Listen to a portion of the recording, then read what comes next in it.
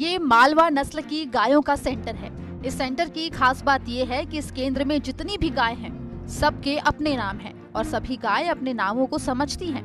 गाय को जहां बांधा जाता है वहां उसका नाम लिखा होता है। यहाँ काम करने वाले कर्मचारी जिस गाय का नाम पुकारते हैं, उस गाय का बछड़ा आता है और अपनी माँ के पास चला जाता है। बछड़े अपनी माँ के नाम को भली भांति समझते हैं और आवाज उन्हें लगाई जा रही है ये भी समझते हैं।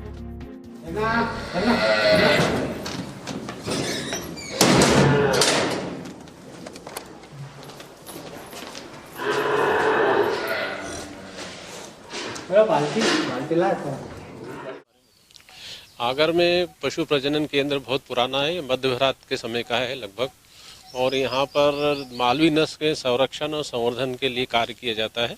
वर्तमान में यहाँ पर मालवी नस्ल के सांड तैयार कर किए जाते हैं, जो आसपास के जिलों जहाँ पर मालवी सांड का जैसे उपयोग होता है, राजगढ़ जिला है, उसके अलावा अपने तराना, महिदपुर, उज्जैन के और आगर जिले में, क्योंकि ये जो मालवी नस्ल है ये खेती के हिसाब से बहुत अच्छी नस्ल मानी जाती थी और एक समय अपने यहाँ बहुत अच्छे प्रसिद्ध मेले लगते थे सुसनेर और आगर और सोयत में, जहाँ और यहाँ के बैल दूर दूर तक कृषि कार्य के लिए ले जाए जाते थे।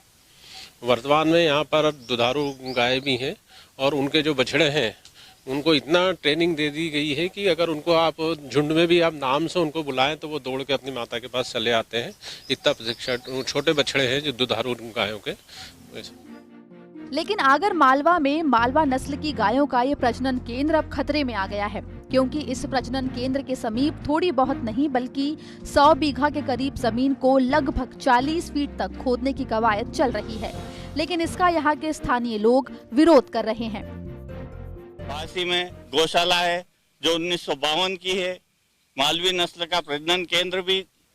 इसके कारण मतलब यहाँ पर जो गायों की स्थितियां हैं, और आज सभी सरकारें गायों पर बात करती है, पशु प्रजनन पर बात करती है, तो आज पशु यहाँ से समाप्त होने की कगार पर पहुंच सकता है। तो हमने इसकी आपत्ति, इसका आवेदन दिया है कि प्रदूषण नियंत्रण बोर्ड इन सब बिंदुओं पर ध्यान देकर इस लीज को जो भी हुई है इसको अन्यत्र जगह कहीं भी दे दे, हमको कोई आपत्ति नहीं, लेकिन तालाब के आसपास ये लीज नहीं होना चाहिए।